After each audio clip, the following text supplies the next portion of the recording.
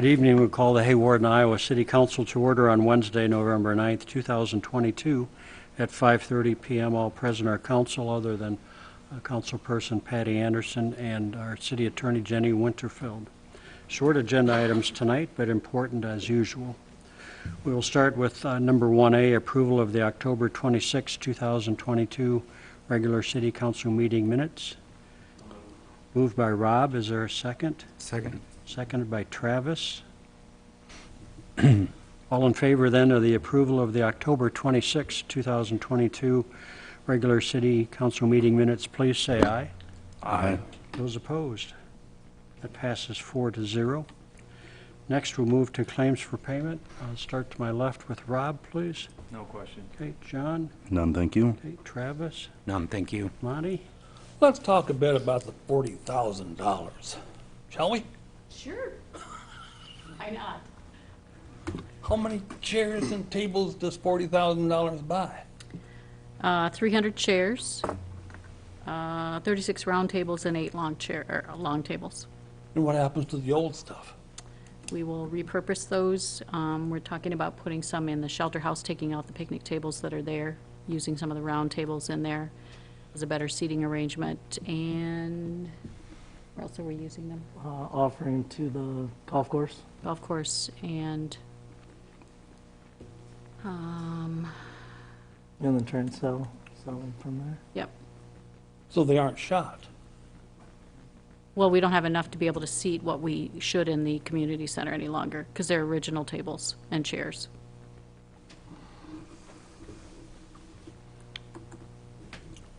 And just to be clear, the 40,000 is only part of it. We have not paid for the tables yet. That bill is coming, but we do have a $25,000 grant to take care of that. So in total, just let me finish. Did I say a word? No, let me finish the math a minute. So in total, it's $53,000, but we have a $25,000 grant from the Hawarden Foundation to pay for that, so we're not paying for all of it. Thank you for the information. You are welcome. Any other questions for claims for payment? Is there approval for the November 9th claims for payment, or excuse me, a motion? So moved. Motion by Travis. Is there a second? Second. Seconded by John. All in favor then of claims for payment for November 9th, please say aye. Aye. Those opposed? No. Passes 3-1. Open business from the community. Hearing none, we'll move to the mayor's report. Congratulations to the West Sioux football team and their coaches as they continue down the playoff road at the semifinal game this Friday at the Unidome. We wish for them the best of luck as they play and represent our communities. And Veterans Day is this Friday, November the 11th, first known as Armistice Day. This day commemorates all of those that have served in the military. So our gratitude goes out to our veterans. We'll move to staff reports. Start with Jacob, please. All of my big stuff will probably be next meeting, so I've got nothing this meeting. Okay, thank you. Travis? On December 3rd, the Hawarden Area Arts Council, they're having their Hawarden Holiday Express train rides. The pickup and drop-off area will be near 9th Street between Avenue E and Avenue D, kind of by Schoeneman's there. I propose to close the street from 9 a.m. to 8 p.m. For the loading and unloading. There'll be a lot of people in that area. That'll give us plenty of time to notify the public of the date and time of that closing. So unless there's any objections to that, that was our plan.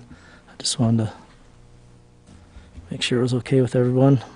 Sioux County has lifted the open burn ban as of noon today. We had a preliminary meeting to discuss Avenue L project. We kind of discussed the process going forward and the timeline, working backward to hit our February-March bidding. We anticipate that timeline to give us the most competitive bids. So once DGR reviews the new estimate and does some more work on the assessment plat, we'll have an updated timeline that will get to the council as soon as we have it. On the end of Industrial Road by Baumgars, we'll be adding gravel So the two properties that we were sold will have a gravel roadway to get to their two properties. We'll start with that until we can afford a new street down there. This fall, when replacing air filters and starting up our furnaces for the first time, we found two heat exchangers were cracked and splitting apart. One is on the northwest corner of the building. This unit has not had much trouble so far, and it's, I won't say it's less essential, but we just felt that we could get by with the cheaper replacement of the heat exchanger instead of the whole unit. The other unit is above the kitchen, and it's needed more repair in the last 5 years. We've replaced a control panel, a gas regulator, and a belt pulley already. So we've decided to replace the whole unit. These units were new to the building, so 20 years old so far, and as of today, we've replaced 3 of the units already. And some of the older councilmen may remember that. Out of the 6, so the kitchen will be number 4. We went out for pricing. The heat exchanger was $7,000, and the replacement for that unit would have been $22,000. So if we can get just 10 more years out of that new heat exchanger, we'll be money ahead there. The kitchen, new furnace is $16,986. That's with a crane, installation, removal, getting rid of the old. Our plumber is good. He'll go through if there's some of them new parts, like that new control panel. We'll take off some of those parts and save them. They might be able to use them on other units, so that's what we did with the other ones too. Any good parts we scrap for future reference, so. And that's the rest of my bad news. And they've got, obviously, that on hand, so they'll get it done in a timely manner. Scheduled the heat exchanger was done, and the furnace is due end of November. It's still running, but it could quit at any time with that crack in the heat exchanger, so we're just crossing our fingers, and that was the earliest they could do it. Thanks, Wanda.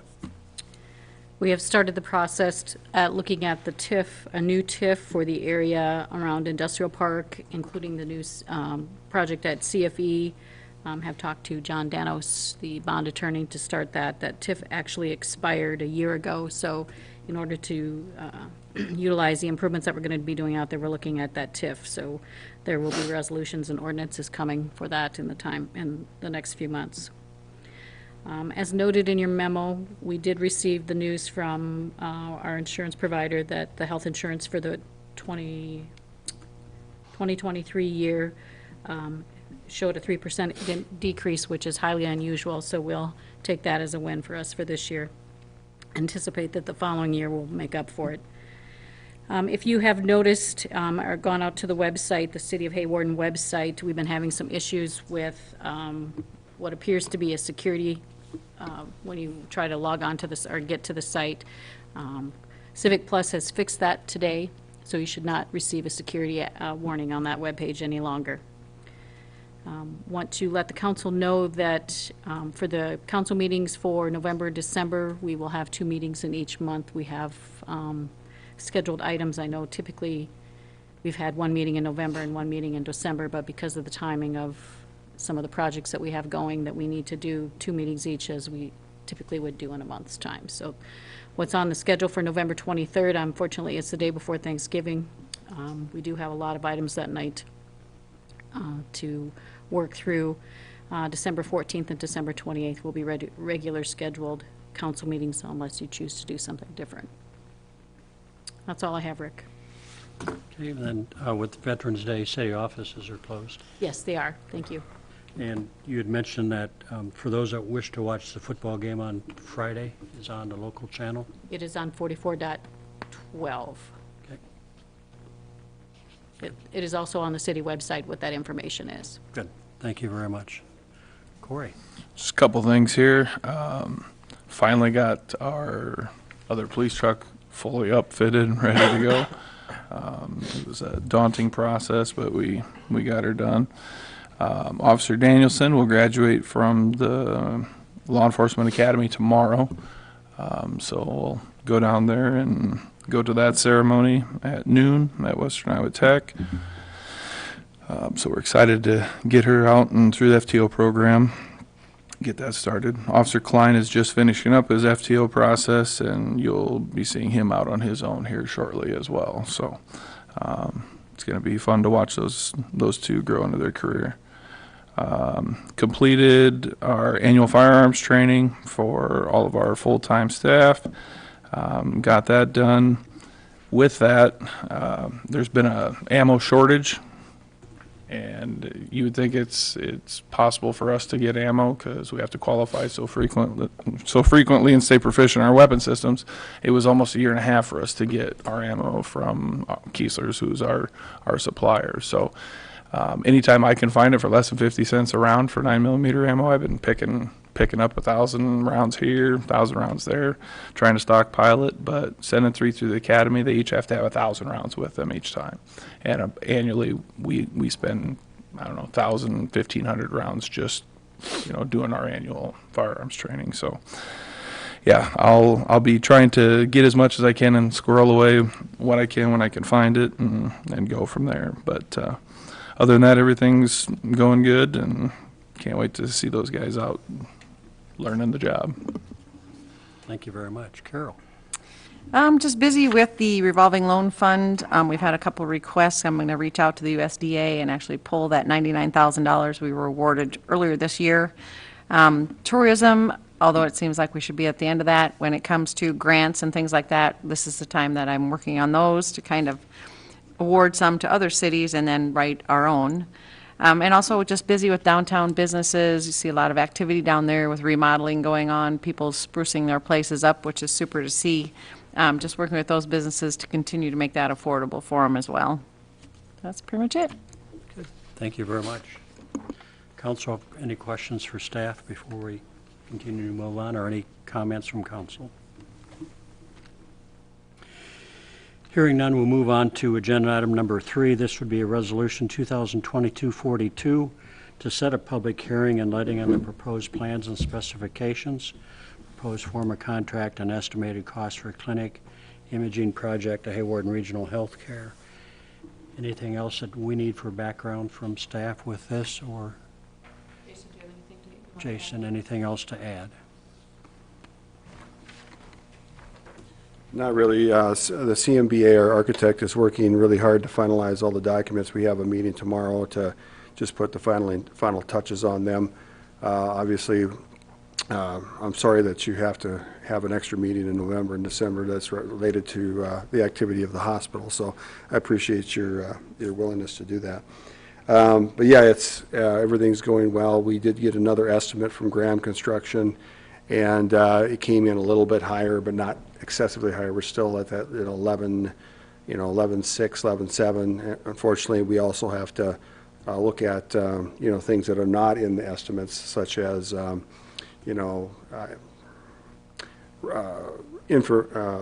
infrastructure and all those types of things. And so we're kind of estimating to be about right around that 12.6 preliminary estimate. But they're still working on the estimate right now. So things are rapidly moving forward, and so we're just continuing to work hard to get it across the finish line. Okay. Thank you. Okay. Okay. Is there a motion for resolution 2022-42? So moved. Moved by Travis. Is there a second? Second. Seconded by John. Call for a roll call vote, please, for resolution 2022-42. Olson, Aye. Clucky, Aye. Feldhacker, Aye. Harvey. No. On a 3-1 vote, roll call vote, resolution 2022-42 passes. Agenda item number 4, this is resolution 2022-43. This sets a public hearing and ordering a notice of publication to consider proposed changes to the Code of Ordinances by amending the cable television utility rates and fees. Get an overview in case people hadn't seen us from last time. So this is the rate increase that we've been talking about for the cable television of our utilities, anticipating that we will be using pass-through fees like the council has suggested on all of the local programming rates and the extended basic package. That will be a pass-through fee that we are charged from our provider, NCTC, and then adding an additional $4 to $5 to that in a separate line item that would cover our overhead costs. The billing packages that we currently offer, that doesn't sound right. The packages that we currently offer will be going away because we'll be pulling those apart as we actually do line items for each of the utilities and the telecom. So we anticipate that this pricing adjustment will take place in January, but will not show up until their February billing. Thank you. Is there a motion for Resolution 2022-43? So moved. Moved by John. Is there a second? I'll second it. Seconded by Rob. I'd like to call for a roll call vote, please, for Resolution 2022-43. Harvey. Yes. Clucky. Yes. Feldhacker. Aye. Wilson. Aye. On a 4-0 roll call vote, Resolution 2022-43 passes. Agenda item number 5, this would be approval of a pay request number 2 to Vandenberg Excavating for the Industrial Road Utility Extension. Just give us an overview of how that's gone, Travis. They are completed with the work. There's just some punch items left, punch list items left. Cammering, I see they've seeded, and they have to pull a mandrel yet. The day they were going to do it, they ran out of water down there because they use that to push the string through and then pull the mandrel back to make sure it's still cylindrical. And it hasn't crushed anywhere. So those things, when they're done, then the final pay request, and that'll be the less retainage. We hold that until the project's complete, all the punch list items have been done, and then we do that one when it's completed. And they're anticipating completion about, Yeah, the cammering should be next week. So moved. there's been a motion by Travis. Is there a second? Second. Seconded by John. This is to approve the pay request number 2 to Vandenberg Excavation. All in favor then of that motion, please say aye. Aye. Those opposed? That passes 4-0. We have no consent agendas. Our next meeting will, as Wanda said, November the 23rd. Is there a motion to adjourn? So moved. Moved by Rob, seconded by John. All in favor of adjournment, please say aye. Aye. Those opposed? Thank you. Hawarden City Council is adjourned. Thanks for your attendance.